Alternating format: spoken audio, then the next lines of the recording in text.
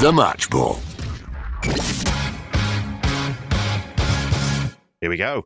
Welcome to the show, streaming live on YouTube for our TSB Plus members to get early access to the Match Ball. You can watch it for free later on in the free feed. You can listen in your podcast app as well. Get it all out free with TSB Plus. Match Ball is brought to you by Levi's Solicitors, Michael Normanson. All right, I was with Ed from Levi's earlier. Do you know what? He looked tired because he'd been doing litigation all bloody day. Ed, probably. Right. I think that's what he does. I was telling him about my law degree from 10 years ago that I can't remember anything about. Well, if you want someone who can remember it, Levi's Solicitors. Yeah, we're not the experts. We're just the experts at telling you about the experts. Yeah. Yep. 10% discount on your legal fees on their full range of services, which you will find at levisolicitors.co.uk/the square ball. Dan, Michael and Chris rounding up the events of and talking about Leeds United 3, Nottingham Forest 1. All right, Hey! I had a nice evening at Ellen Road. Yeah, same. There were quite a few nerves going into that. I suppose it was people were a little bit aggy about the team and Gruev being in there, man of the match. And then 2 assists as well, I think. Yep. And then we started playing and it was basically all right. That's what happened, wasn't it? But I suppose the Arsenal performance result is there lingering fresh in the memory, isn't it? Only a few days ago. How did Forest get something against Arsenal? It's weird, isn't it? The way teams match up against each other. Yeah. Because they look shit, really. They weren't particularly physically adept. No, I know they didn't have half their defence, I suppose, did they? Because Murillo and Williams were out. They did have Milenkovic with his big shaved Serbian head. Right. Yeah, but I was fully expecting that to be really tight, and then we just almost without trying, we just sort of strolled into a lead, didn't we? They weren't without threat, were they? A little bit in the first half. We started brightly, which encouraged me. And you know, we've always said in the past before, like you feel like you know which way a Leeds game's going to go under Farke in the first sort of 10 or 15 minutes. And thankfully, we've had a lot more good ones than bad ones since the Man City game. And it felt like that tonight. I sort of settled into a bit of a feeling of slight comfort.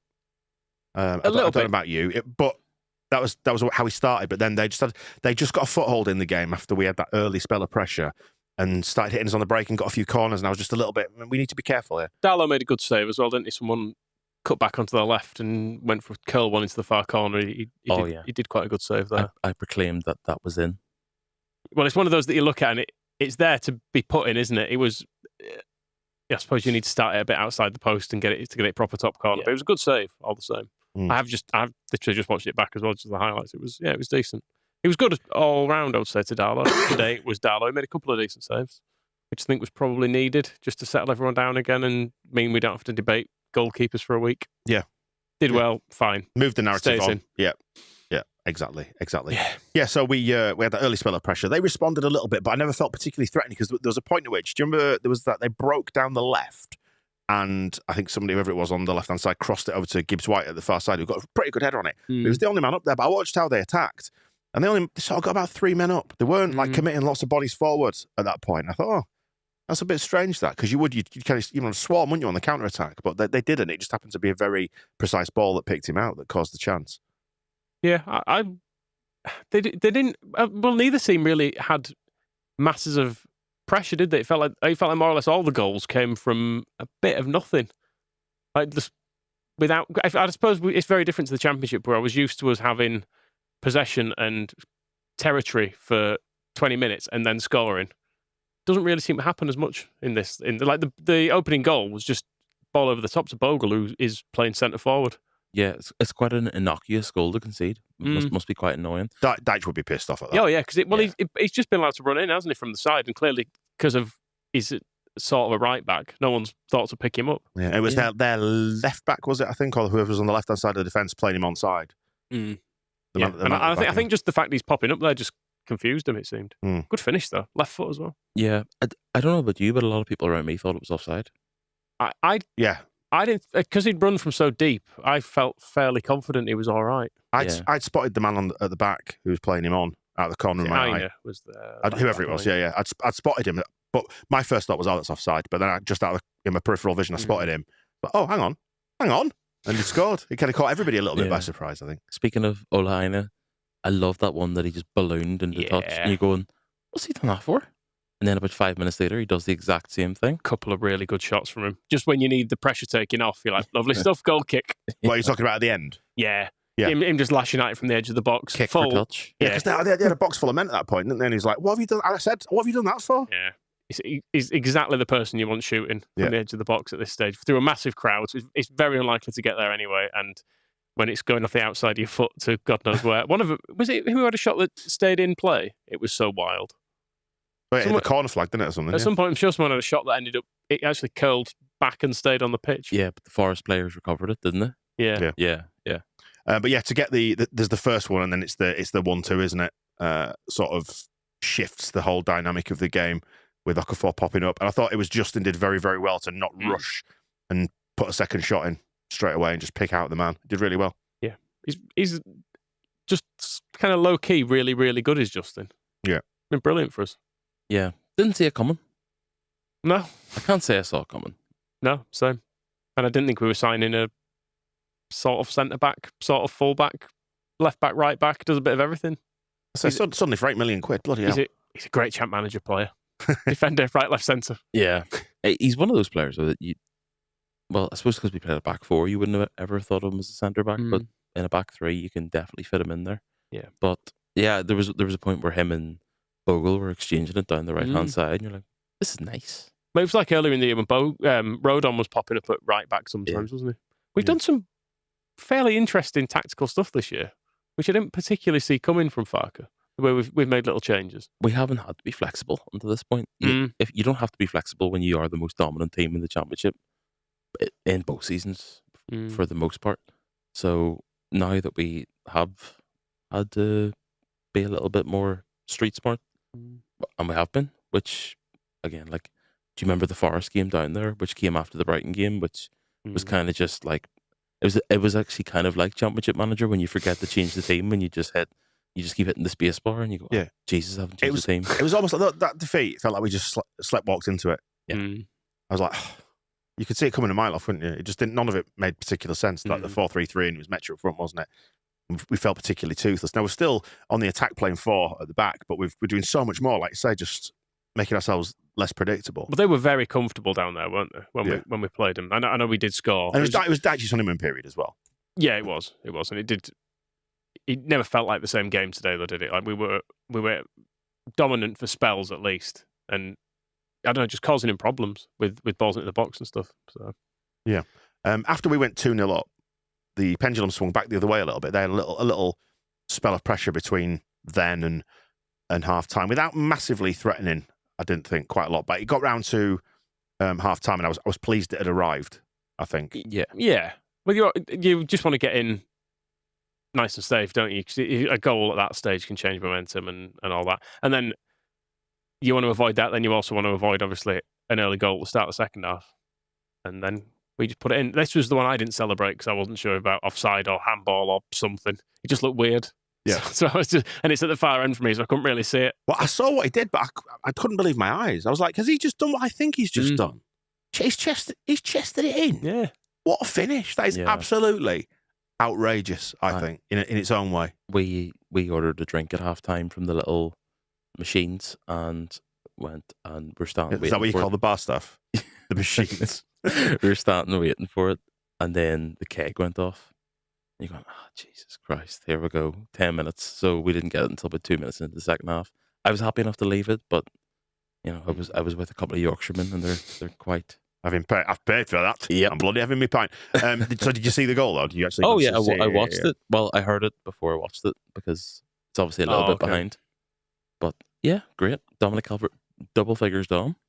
Yeah. I think it's such a smart finish. Honestly, I was genuinely kind of marveling at it when I was in the stadium. I was like, it's just so clever what he's done. So clever.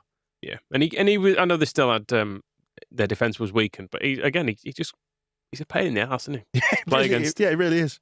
I thought the ref let them away with a few fouls on him, I thought, to be honest. But even so, he caused problems, and it was a very cheeky little finish. And 10 goals is more than I expected for the whole season. I'd have been happy with probably 8 or 9 from him this season. I thought would have probably been a decent return.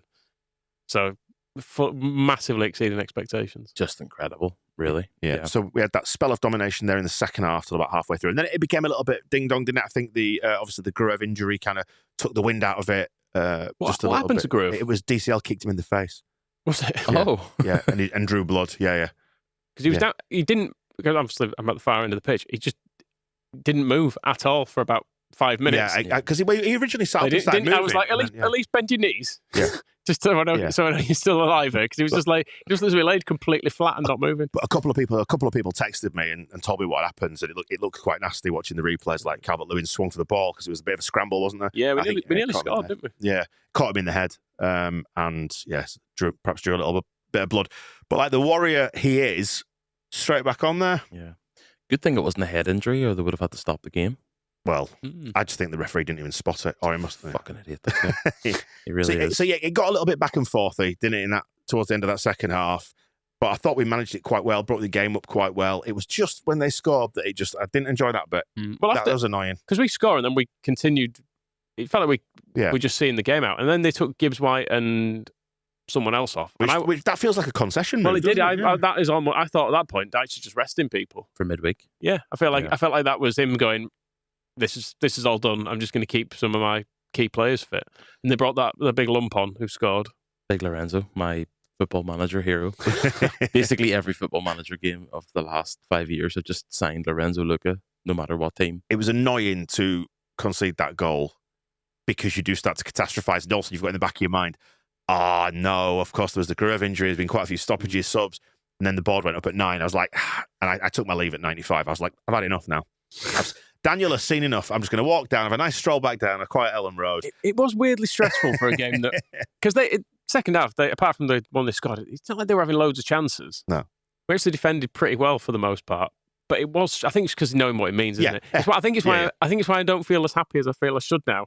Because I'm just feeling relief rather than joy, which is maybe the most negative thing about being a football fan. But you know what? You don't get to enjoy it fully for a little bit. I think that might be why I left. 4 or 5 minutes to go, because I didn't want to sully the memory of the game, because I quite enjoyed it and it was good. Yeah. Do you know what I mean? I was like, I just want to walk out of here. No, we've got to 29 points. I've had a nice evening tonight. All right, they've pulled one back, but it didn't mean anything. So let's preserve the memory as it is. Let's remember the good times. Because it was actually a really straightforward win, wasn't it? It really was, yeah. Yeah, it was actually fine. Yeah. Like, they weren't that good. No. And the space even in their moments of pressure, they weren't like. They've got some good players, Chris, haven't they? They've got some good players, but I feel like you could see... They've got one good player. Well, you could see at times how Dyche is limiting them, because there was a spell where they kept pinging the ball through the lines, like Morgan Gibbs-White pop up in little pockets of space. I was like, oh, yeah, because they were denying us doing that a lot, weren't they? And then we were trying to draw them out. It was a little bit sort of cagey at times. He was their only player, though, was Gibbs-White. But then it all went a bit Dyche, and you saw that actually in the second half, because at one point it went into 4-4-2, didn't it? When he made the subs, I think was that when it went 3-0. And he shifted into 4-4-2, which I think suited us weirdly. But the striker, Igor Jesus, he was crap, I thought. Yeah. Like, looked properly shit. Maybe we're just dead good. Maybe we are. I mean, they look as useless as Big Lump up front looked when he had the ball at his feet. He probably did. Well, he scored, so obviously did cause us more problems. But I mean, he's such a classic Dyche sign. I was saying to Chris before, I was saying, like, it went to Everton, it was like, get better. Just like, go... Yeah. Filters, Italy, tall. Yeah. Bye. Well, I say the binned off Kalimwendo, who's by all accounts quite talented. We were supposed to have looked at him, 5'7", get him out, fuck off on loan, bring me a giant. Get Ashley Barnes in to see games out. Yeah. But all in all, an absolutely great evening. I really enjoyed myself tonight. Huge win. Yeah, and it felt like my dad asked me tonight, it was like, are you stressed? I was like, no. I'm enjoying this. I've actually quite enjoyed this season. It's the comfort of having a gap to the bottom, I think. I'll be perfectly honest, I was stressed before this. Were you? And during it. Yep. I don't know. You know what I'm like. Maybe I've just grown as a person, and I realise it's folly now to get too stressed. Dan. Yeah, but as you said, let me throw your own words back at you, Michael Normanton, because we talked about who's happy in the Premier League, I think, at some point this week, because we're exceeding expectations. I think I'm enjoying it. Yeah. I think that's what it is. And it's like, why? If you can't enjoy this, then when can you ever? And I know it's stressful. It is stressful, but the crowd tonight was great. It was great to be part of that. The lights, the rain, Friday night. Everyone was singing all game. It was just, I love it. I love this shit. That's why we do it. If you can't enjoy the Premier League, then what's the point? Yeah. What's the point of doing it? Yes, Wolves. Well, no. Why aren't you being more grateful, Wolves? Look like you're having a nice time. Yeah. I had a good time tonight, and it's framed the whole weekend in such a positive light. I can go enjoy the weekend now, and even if West Ham happened to beat Burnley, it's okay because we won. We did what we had to do.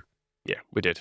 I always thought, if the gap to West Ham is the same at the end of the weekend as at the start, I'm sort of all right with that because that's the big one. And I think Forest, well, I've always sort of thought Forest would be fine because they've got a few really good players. But having seen them tonight, I'd be a bit worried if I were them because they look shit.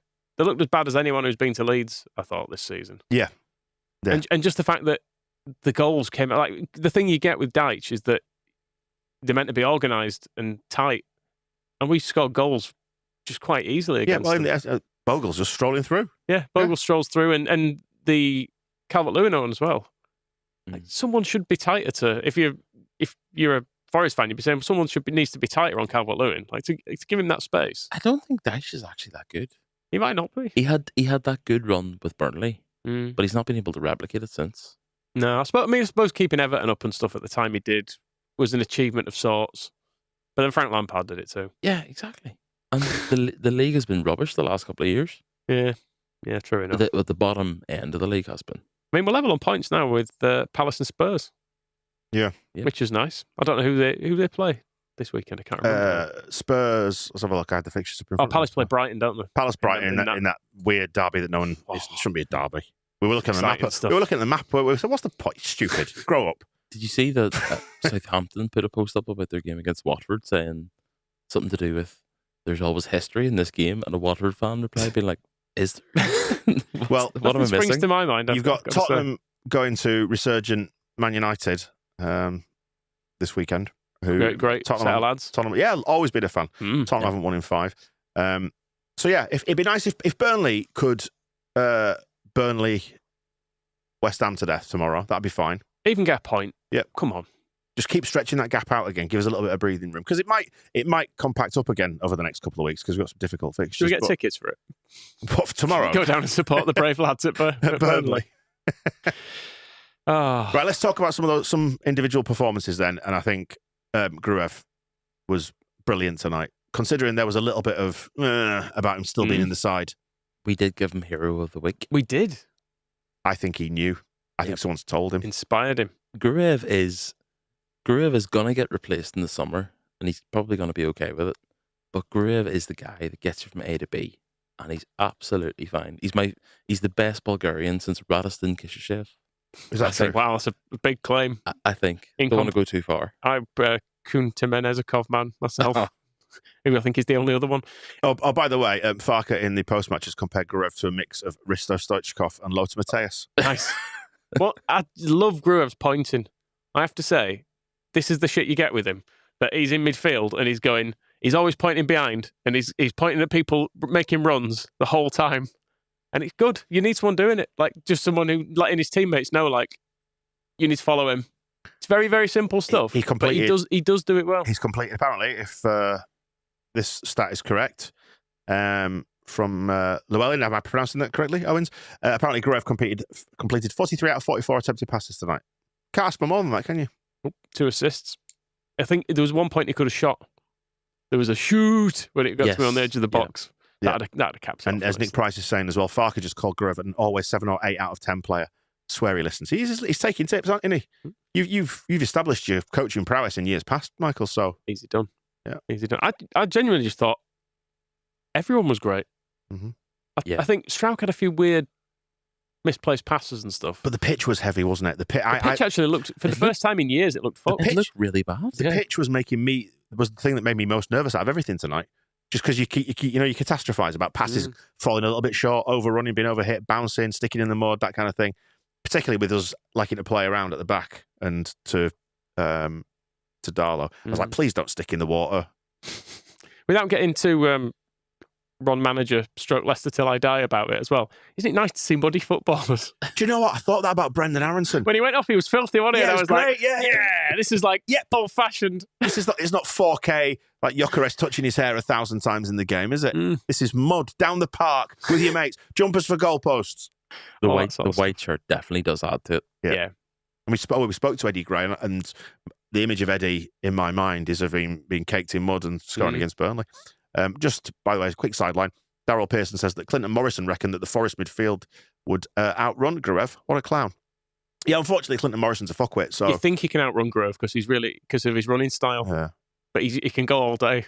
He doesn't get tired. He can just do that weird, slightly upright, as Shat himself There's thing. absolutely no way that Clinton Morrison knows who Ilya Gruev is. No, that is true. Not a chance. No. Yeah, you're probably right. Actually, He's a fuckwit. He's just said some And if you stuff. Clinton, if you're watching, listening, you're a fuckwit. If you're watching, why? But thank you. Do spread the word. He will say that the midfield, you thought they may have struggled a bit because Anderson and Gibbs-White are both very good players, and Sangare, I think he's good. He is quite good. When I've seen him in bits and bobs, He's disruptive. he should maybe been sent off today. He looked like I think at 3-0 down, he booted someone. He looked really cynical over in front of the West End. Was it Aronson? Yeah, There was one left on Aronson. He that did he get went yellow down. for it, but it looked like he tried to do him. I think maybe he didn't make full contact with him, but it looked quite a nasty sort of a tackle. I do think in the first half at times we were probably losing the midfield battle because it felt like it was Ampadu and Gruev and they were up against Sangare, Gibbs-White. Well, not Gibbs-White. Gibbs-White was more of a winger. Dominguez and your man, Anderson, who I really hope signs for Man United for like 80 million and they all hate him. Mm-hmm. This time next year they're talking about sending him on loan to Juventus. Yeah.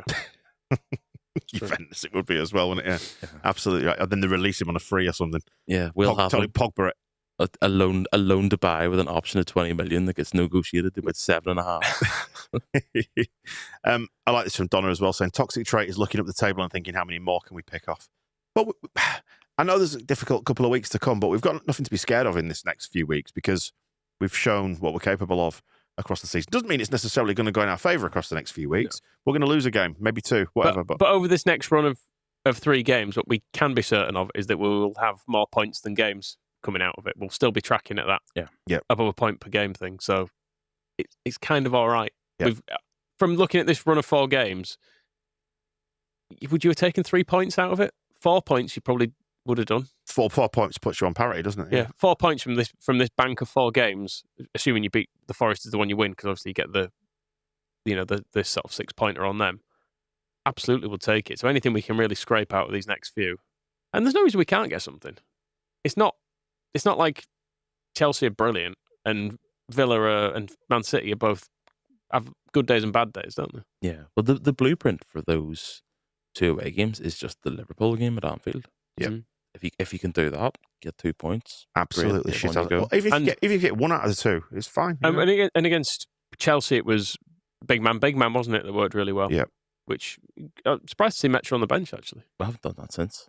No. Well, and Metro's been out for a bit, hasn't he? But that worked really well there. So, and Man City, that's what worked in the second half at Man City as well. So, do you know what? If Forest squeak a little bit, they might get rid of Dyche because your man's a lunatic. Yeah, Marinakis, 100% could. And if you're ever bored, just Google Marinakis ship seized and see what comes up. Nah, not for me. Not for me, Clive. I mean, the other thing is as well, you can start to now look towards the finish line, which is mad, isn't it? It feels like we were saying in the office this week, weren't we, Michael? Like, it's strange looking at the table when you've played, it was 24 games at that point, but thinking, actually, do you know what? We are genuinely into the sort of Act 3 of the season. Yeah, it's very much halfway through in the Championship at this point. Yeah, because you get in the Championship, I remember getting to this stage of the season, oh, God, there's so many games to go. And then just when you think that they're sort of coming to an end, you've got about 10 to go still. You're like, oh, too many. Yeah, it relentlessly bunches up at points in the Championship, doesn't it? When you're like, fucking hell, just like Saturday midweek for a run of 2 or 3 weeks, and it feels like it'll never end, which is fine if you're winning, but God, if you start choking at that point. Because kind of keeping up with Coventry, and you go, oh, geez, they're playing again. Yeah. And they're playing again. It's too much. It is too much, is that division, which is why we must never go back. The Forest fans, by the way, because I walked past on the other side of the big wall, the away fans, the Forest fans were blasting out Joy Division, which seemed a bit of a weird choice. I mean, I don't know if they had it queued up for when we lost. What was the vessel? What device? I couldn't tell because it's behind a big fence, but it was quite. I don't know if someone had like a Bluetooth speaker or what. Are you sure it wasn't in the stadium? No, it was definitely coming from behind this wall, right, where the buses are. Right.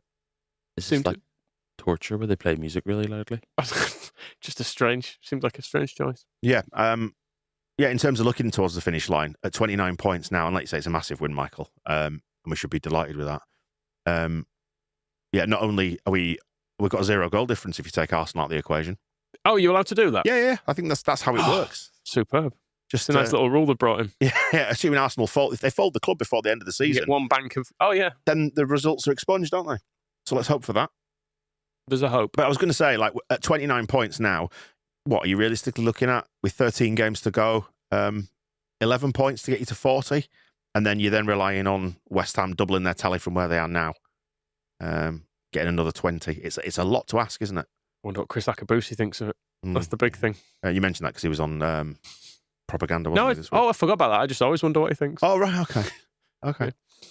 Buonanotte. Oh, yeah. Not in the squad. Yeah. Has been forgotten in among all this. No. Is this punishment for the whole Chelsea debacle? It could be, but I was following the press conference the other day, and Farke made a point of talking about Buonanotte, and he has to earn it in training. He has to earn his place in the squad in training. And he said that about a couple of other players, and it never really went too well for them. Yeah, I thought it was obviously him laying down a challenge to him the other day, but I fully expect him to be on the bench still ahead of Dan James coming on, bloody hell. Yeah. He looked all right. He did. Yeah, he did. But for someone to not have played in such a long time and come on in a game like that, I was a bit surprised. But yeah, it is interesting with Buonanotte. I mean, without getting too deep into giving him a complete character assassination We should. But he was a dick to go to Chelsea in the first place. So, like, what was he thinking? Because he surely knew he wasn't going to play. Or he's weirdly cocky enough that he thought he would, even though he's got nothing that would, in his past, that suggests he would be playing for a top 4 team. He's a footballer, though. Yeah. And he does have people around him telling him, you should go there, you should do that. And you can't, he's 2021, you have to trust their vested interests as well. You can go to Chelsea and play in the Champions League. Yeah, or not. Yeah. He's from the wrong side of Rosario as well, isn't he? Yeah. Just as something else to hold against him. I did enjoy whenever the club announced him, said he's also from Rosario. What? Doesn't matter. Wrong colours. But yes, so he didn't make the squad. I wonder if there was just a little challenge there. And Farke is probably just testing him to see how he responds. I mean, on the showing tonight, don't make any difference if he's not there, does it? And who does he? I mean, realistically, he doesn't get in this team either, does he? But if you look at the 9 players on the bench, who would you take out of there to put Buonanotte in? Well, let's steer the conversation round to Dan James there. I suppose the thing would be if I saw the bench and I actually thought Metcha and Dan James might just be there to kind of reintroduce him to the group and stuff. But then on he came. So I guess he would have hoped to be on ahead of one of them. But Dan's been doing it in training. Yep. And he's a good boy, isn't he, Dan James? That's the thing. Yeah. He's a lovely boy. He does try his best every time. And if Buonanotte has been tossing it off a bit, that's till I die. Then maybe he's just thought, well, fuck you. You can stay at home, play someone else. Right. Yeah, but I mean, he doesn't get in the team, does he, at the moment? Because I thought Aronson was good again. Had the shit kicked out of him for large portions of that. Yeah. Yep. He was excellent tonight. Yeah. Again, he's a nuisance as well. I honestly think everyone's, because Okafor's annoyed me at points this season as well, but he was good. There was one point where he was in sort of our defensive third and almost lost it twice for messing around with it a bit too much. But overall, goal, played well, caused them some problems. Yeah, I mean, actually, just looking at the comments in terms of who you take out of that bench, Pirro is the one that Ross suggests.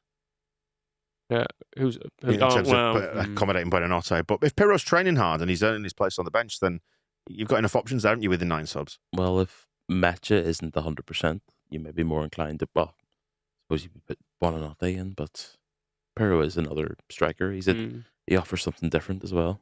Yeah, Johnny Hayes Jazz, saying, talk about Dan James' hair, for fuck's sake. Couldn't really see it from where I was. I've not floppy. I think floppy, yeah, we've got some floppiness. I've not had a good view of it going on.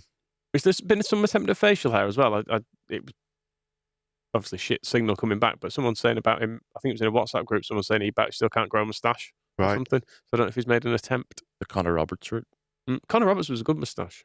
I like that. I like that a lot. Yeah, sort of World War I pilot. Chic. He might have tried to shoot down Robin Koch back in the day when they had their... Heavens. Yeah. Yes. Back in the olden I quite like Dan James times. in that the little half space. It's like a 3-4-2-1 basically. So they're 2 attacking midfielders / 2 very narrow wingers. And I like him in those areas because if you're a centre back and you go, I'll just knock it back to the keeper, and he's just and it gives a problem for the sort of full back and the centre half to figure out who's going to pick him up. And by the time they've decided, he's past you. Yeah. We've got some good options. We have. All of a sudden. And do you know what? Okafor needs a little bit of praise, I think, tonight. Well, I think I did a bit. Yeah, he is mercurial. He's enigmatic. You're not quite sure what you're going to get out of him sometimes. You could see when he was blowing a little bit in the second half. He lasted longer than he normally does. When he was trying to do little step overs and he kept tripping up over his own feet and tripping over the ball. It's like, yeah, the man is tired. The man is tired. But he's just got that knack of, I don't know, it's just the way he positions his body, opens it up, and he'll let the ball roll across him. And before you know it, he's away down the right, down the left-hand side, the right-hand side of the defender. Yeah, it was good. And I thought both wing-backs as well, brilliant. Yeah. Okafor hasn't played this much football since he played for Leipzig, basically. So you have to factor that in. We've got a squad, haven't we? We've got a squad, and could it stay up? Well, let's do it. Let's segue into that. It certainly could. Let's segue into it. Let's talk about your optimism scale, Michael. We've kind of ditched the novelty aspect of this. Well, so what would you say? As it stands, it's looking pretty good, isn't it? Yeah. 9 points clear for a bit, at least. But we're right in the mix with all these other teams now, aren't we? That's the thing. If we can now look ahead to the weekend with an eye on Spurs and Palace, knowing that we actually are properly there with them. Because for weeks it's felt like through all this good run, we've basically stayed 16th, haven't we? Whereas now we actually genuinely have now pulled in the group ahead of us. Yeah. Well, there's 1, 2, 3, 4, 5 teams on 7 wins now, including Forest beneath us, all the way up to Brighton, who are on 31 points. But yeah, as I've said, like in the last few weeks, I just want us to if we could just kind of keep creeping up into that next group and just start to put a little bit of an arm's length distance between us and an 18th, that'd be bloody lovely. And if West Ham could just fully die as well. Yeah. Just throw in 3 defeats in a row. See these weeks away and let us just see out the season in peace. I suppose like the hammer blow of losing to Chelsea is going to really be a knock. If they go to Burnley and bollocks it tomorrow, that'll be a hammer blow to their chances, wouldn't it? Well, they know they need to win now.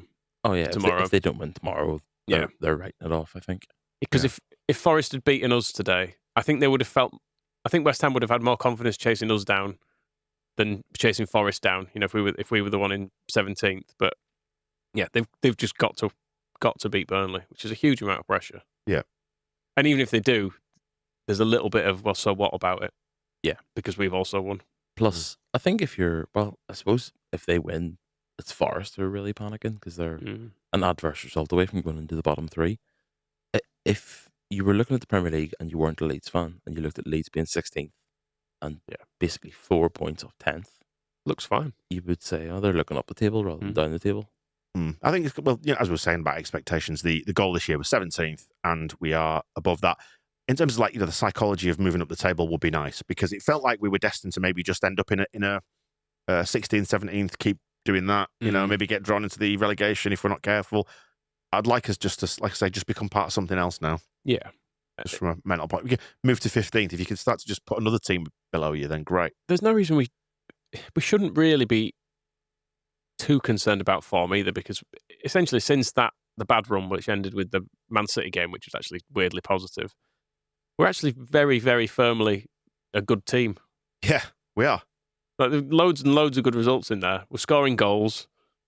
We defensively, generally speaking, look all right. I know there's been like the Newcastle game and stuff where it kind of collapsed a little bit, but it was an insane game, wasn't it? But like generally week to week, you've left most games being like some good stuff in that. Yeah. Arsenal aside, which was a complete drubbing. Arsenal are very good. They're not great to watch, but they are very good at what they do. Yeah, and it's basically Leeds kryptonite. Yeah, I mean, you look at the run of results we've had since that Man City game, and we should have got something out of Newcastle, even if it was just a point. We should never have lost that game. So we would have had 1 defeat against Arsenal, who were just idiots and unfair. Immature. You're boring good bastards. Yeah, it's not a bad run though, is it? I mean, like to get through a chunk like that, from game 14, and we're now going headed into game 26 next. It's it was a good chunk of the season where you've avoided defeat.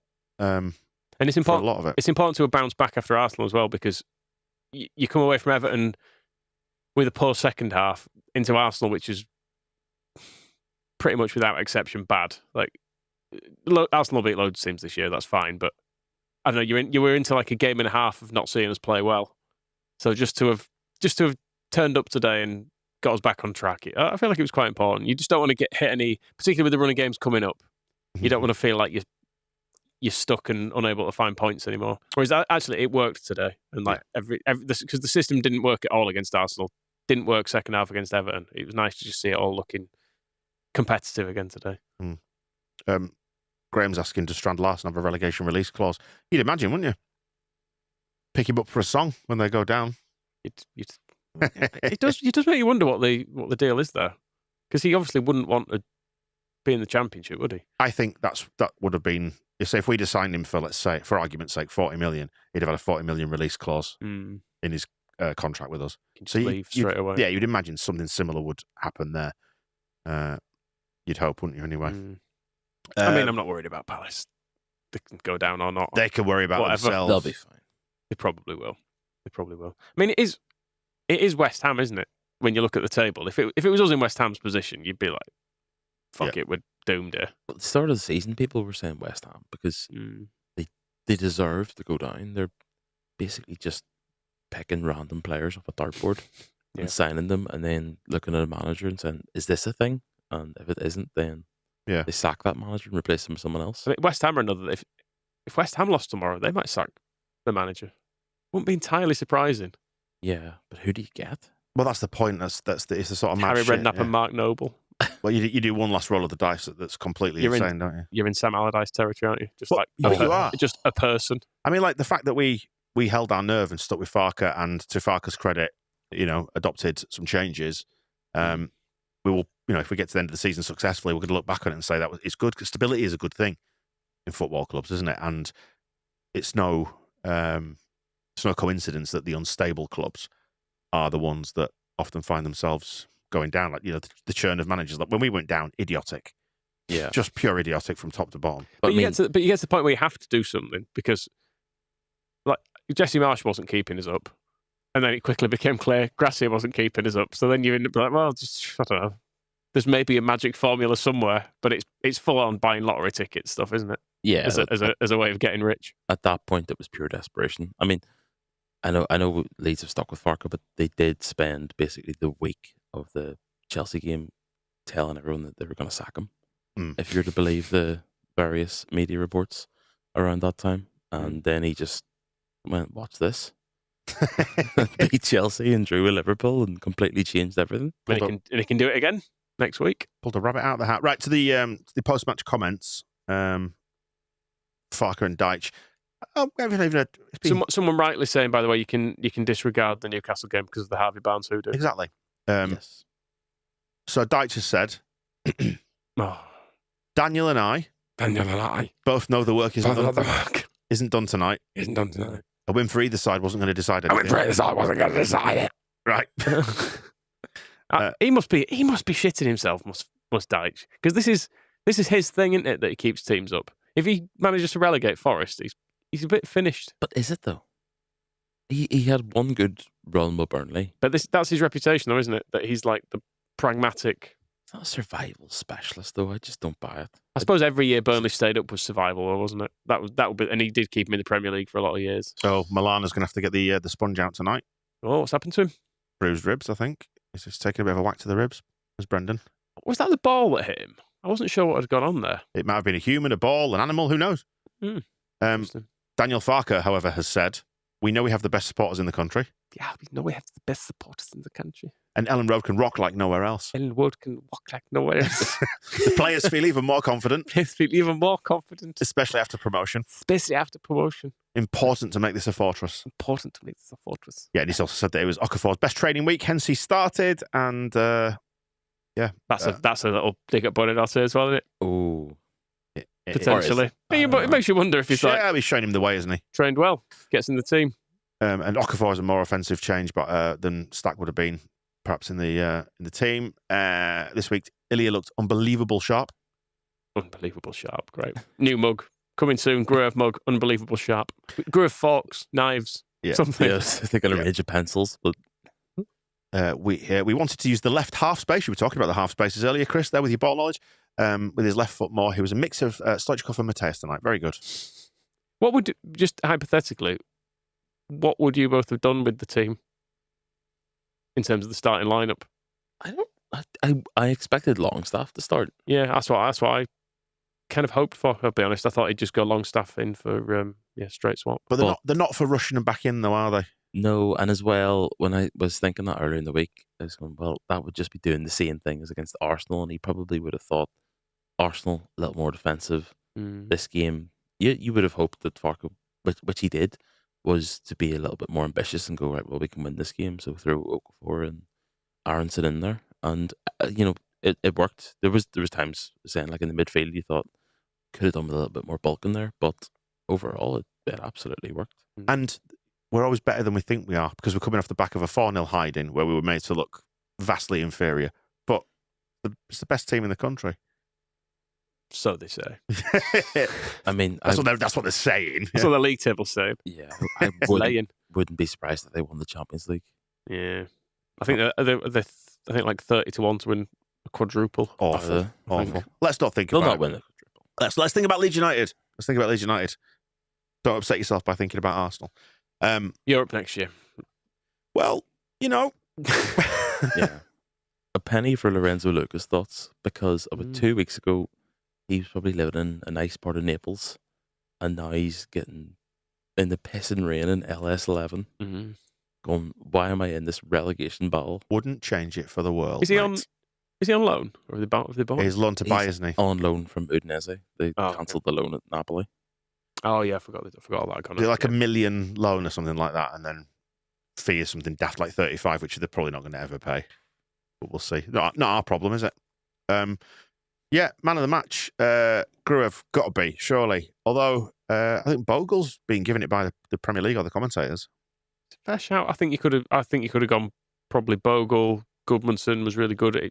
Not as first half in particular, but Aronson was really good. Grove was really good. Aronson had quite a sensible game. Like Goodmanson got in behind their defence twice in the first 3 or 4 minutes. Yeah, that's what encouraged me, and made me feel quite comfortable. Tell you what was nice. They were dicks and turned us around, scored twice anyway. Yep. I like it when that happens. Yep. They obviously didn't know. Goals are scored at the Cop end. Very true. Wow. Was it towards the end of last year someone did it and we just like smashed them in the first half, didn't we? It was Stoke on it, yeah. Turned us around, it's like, oh, mind games. Then we just went fucking, fuck off. 4-0 in the 19th minute. Like 4, didn't he? 5-0 at half time. Yeah. Fuck off. Well done for doing that. You've got right in our heads. We'll wrap up the match ball there. Members, thank you for joining us on the live stream. Big numbers tonight as well. Nice to see you all along. Fair weather bastards, honestly. I don't blame him. I stropped and didn't watch any match of the day or anything last week. So pathetic. Check out the audio version on the members feed. If you want to add it to your podcast player as well, go to the TSB Plus tab on the website. There's a big button there, row of 4, and you can add that to your podcast player. Just manually add the feed. You'll find a way. There's some bonus chat at the end of that, which is extra time, which we're going to do now. If you are not a member, you would like to be one, thesquareball.net/plus. We appreciate your support. We're back with some Football Manager next week. A bit of a weird one because we played Friday night. I'm half tempted to do a short propaganda on Monday. Now we've won. Just like making work for yourself. Well, we've won. You say that and enjoy your weekend, Michael. We've won on Friday night. Right. So there's time to find it. Okay. And it's not a chore finding it. You could spend all your weekend with your family, enjoying that. Like I say, we'll see what happens on Monday, shall we? Just gathering clips all weekend. I'm working. Thank you so much for joining us on the live stream. And if you haven't yet listened to Eddie Gray that got released earlier on Friday, have a listen to that or watch that, because it just makes you feel warm and fuzzy listening to Eddie, doesn't it? It does. And thank you for people who bought it. We sold. You can buy it from our website, and they sold out very rapidly. We've got some more that are signed as well, and after that there'll be some unsigned ones. But... Yeah. Which is, if you want to see the book, it's just over Chris's left shoulder as you look at it, his right shoulder, there by the lamp on the stream. Eddie Gray's Leeds. Plenty you'll find at the Square Ball. See you in a bit. The Match Ball.